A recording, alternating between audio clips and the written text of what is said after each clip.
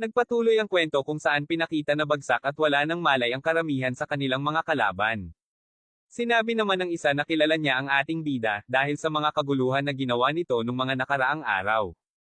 Ayon naman sa lalaking may tato, na maswerte ang binata sapagkat meron itong kaibigan na malakas at maaasahan. Sumugod naman agad ang malaking kalaban para sumuntok ng malakas pero hinawakan siya ng ating bida sa damit na kung saan binalibag siya sa sahig. Tinanong ng ating bida ang lalaking may tato kung bakit nila yun ginawa, pero sinabi nito na dahil sa binata na niligtas niya ngayon naging masalimuot ang kanyang buhay. Biglang bumangon sa likuran ng malaking kalaban at kinapitan nito ng mahigpit ang ating bida sa leeg.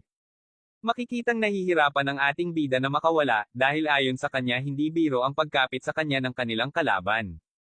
Naisip niya na baliin ang daliri nito para makawala, pero bigla siyang natigilan dahil sinaksak siya sa tagiliran ng lalaking may tato. Mas lalong nahirapan ang ating bida sa kanyang sitwasyon, na kung saan ayon sa kanya nahihirapan na siyang makahinga. Biglang nagpakita ang binata sa likod ng malaking kalaban at nilagyan niya ito ng kadena sa leeg. Nagtataka naman ang lalaking may tato kung paano nakalabas ang binata at pagtingin niya sa locker na kabukas na ito.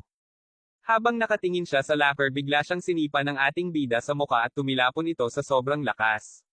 Tuloy naman ang binata sa paghawak ng kadena para sakalin ang malaking kalaban pero masyadong malakas ito kaya makikitang nahihirapan siya sa kanyang ginagawa.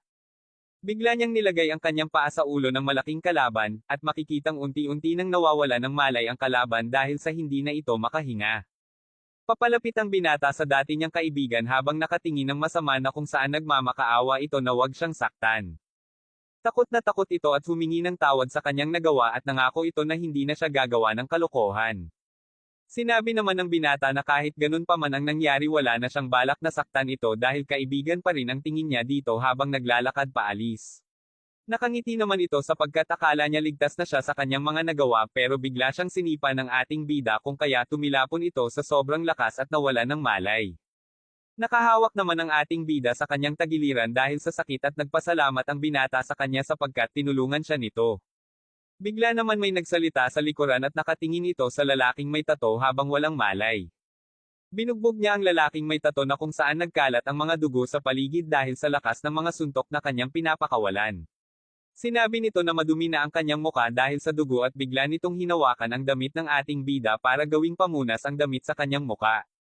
At natapos ang kabanata kung saan tinatanong niya ang ating bida kung malinis na ba ang kanyang muka.